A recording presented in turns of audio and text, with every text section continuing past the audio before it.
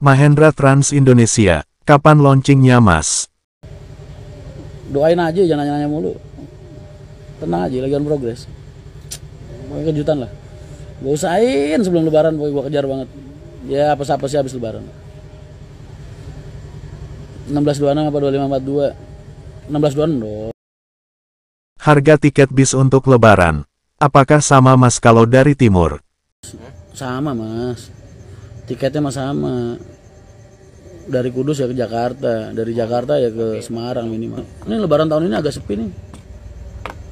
Dibandingkan lebaran sebelum Covid kayaknya, sebelum Covid persis. Ntar gue H-10 udah standby di Jakarta. Wah, ini bisa lebaran di Jakarta gue. Kapan trayek bis Kencana untuk Muria Raya akan ditambah Mas? Besok tanggal 18 gue buka jurusan Pati, Kayen, Sukolilo sama Jepara Kelet. Dari Poris sampai Grogol, sama dari Parung ke Pulau Gebang sana. Kan bis Kencana sudah mau rilis lagi. Apakah Mas Rian akan buka lowongan kru? Ntar habis lebaran gue buka lowongan Mas, tapi dikit paling. Supir 2, kernet 2 mungkin. Supir 2, kernet 3 mungkin. Kernet kalau nggak ngerti mesin bisa masuk gak Mas? Mas kalau lu ngerti mesin lu kagak jadi kernet Mas, jadi montir. Ngapain lu jadi kernet? Nanya ngerti mesin. Yang penting itu bisa ngerawat. Ceweknya ntar nambah 2 mungkin. Nambah 1 atau 2. Pramugari saya nambah 2. Menurut Mas Rian pribadi, kalau bis untuk akap mending, pilih manual apa yang matic Mas? Manual Mas. Kalau saya manual Mas. Bukan soal kita berbicara tentang produk bagusan manual apa matic ya. Cuman megang sesuatu yang kita belum punya SDM di situ. Dari segi after sales, maintenance sama pembawaan itu, kalau pengusaha mikir-mikir Mas. Takut oh ya ntar kalau rusak gimana, spare partnya gimana, terus ngebawanya gimana. Nah, jadi kadang waktunya begitu. Kadang pengusaha-pengusaha tuh mikirnya begitu Mas. Jadi bukan soal bagusan matic apa manual, tergantung orang biasanya gimana. Yang dulu kita beli dari Purindah itu manual Mas. Itu kagak ada tengahnya Mas. Jadi model sasis begini. Seret, terus begini, seret. Panjang Mas. Sasisnya doang 14 atau 15 meter gitu. Mas Rian Livery Agung Sejati masih pakai livery yang Kencana? Ya kan orang ngajar lebaran dulu Mas. Kalau ngecat dia nggak sempet. Nggak apa-apa. Paling habis lebaran ntar baru dicet. Kan buat nyari duit dulu.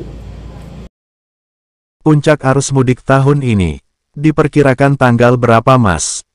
Tanggal 19, 20, 21 itu puncak banget. Buat kalian kalau pengen mudik, kalau emang nggak ada ikatan sama kerjaan, tolong hindari tanggal-tanggal itu.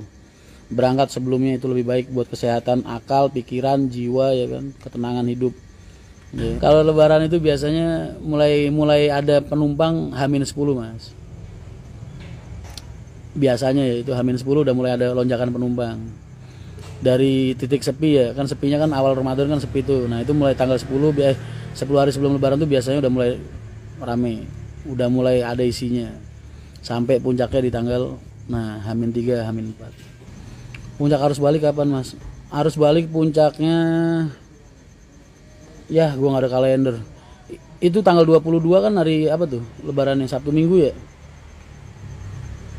Harusnya puncak di Rabu Kamis ke belakang itu udah puncak itu Mas. Mbak. Kamis cuma Sabtu Minggu Senin ke belakang tuh udah puncak. Apalagi Rabu tuh. Masuk kerjanya tanggal berapa coba? Tanggal 26 kan? 26 berarti kan puncaknya sekitar 23 24 itu udah mulai 24 itu udah mulai puncak tuh. 24, 25. Semenjak arus mudik lebaran, bis yang dipegang Mas Rian, apakah ada kendala trouble di jalan? Alhamdulillah Mas, belum pernah. Makanya kenapa kok sebelum arus mudik dari 2 bulan sebelumnya dulu udah gua plot maintenance berat Mas. Semua armada gantian masuk ke garasi. Itu biasanya selesai sebulan 2 bulan tuh ratusan armada. Makanya belum pernah kayaknya. Berarti kalau andai kata ada berarti gue lupa. Berarti saking minimnya. Mas, masukannya buat bos yang selalu ngulur memberi hak upah dan sering janji tapi nggak ditepatin.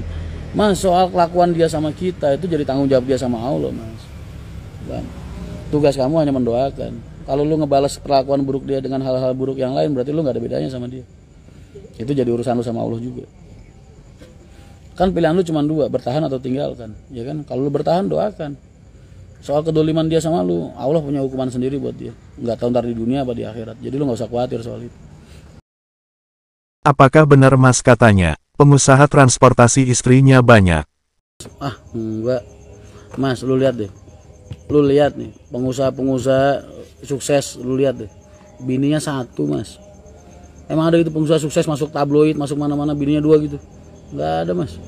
Satu. Mana-mana raja itu permaisuri satu, Mas. Lu jangan sekali-sekali punya permaisuri dua. Ribut negara lu, nggak bakal jadi porak-poranda. Permaisuri satu, selirnya banyak. Tuh kalau raja-raja begitu. Raja, gue mah calo, Mas. Kalau calo istri satu, Mas. Istri gue cuma satu, Alina Tristiani aja. Siapa lagi? Yang resmi satu, yang siri nggak ada, Mas. Fitnah haji. Gue dulu pernah difitnah, Mas. Nikah siri sama orang sampai punya anak satu. Yang namanya fitnah, buktinya kagak ada. Udah biasa saya Mas makan fitnahan begitu. Mas Rian wudhu ketika puasa gimana? Biasa aja. Yang penting yang mau lu tanyain ini kan, kuping sama mulut sama ini kan. Mas, puasa itu di setiap rongga-rongga hidung, mulut sama telinga itu hukumnya binisbati nador, Mas. Jadi kalau lu lihat dari luar, terus ada area hitam yang nggak terlihat oleh mata, itu nggak boleh dimasukin sama apapun. Kalau itu dimasukin berarti batal puasanya. Tuh. Jadi kalau wudhu ya pinggirannya aja. Paham ya? Jadi binisbati nador, dinisbatkan terhadap pandangan. Kalau dari luar nih kuping kita lihat ada area yang hitam yang nggak terlihat oleh mata yang gelap lah, itu nggak boleh dimasukin. Kalau pinggir-pinggirannya doang berarti boleh. Tapi kalau masuk ke area yang gelap itu yang nggak kelihatan sama mata, batal Mas puasanya. Jadi pengen sharing gimana pas waktu puasa di waktu siang pas wudhu saat kumur gimana Mas? Kadang kan nggak sengaja airnya ketelan dikit. Masih sah nggak puasanya? Bahasa nggak sengaja itu nggak ada hukumnya Mas.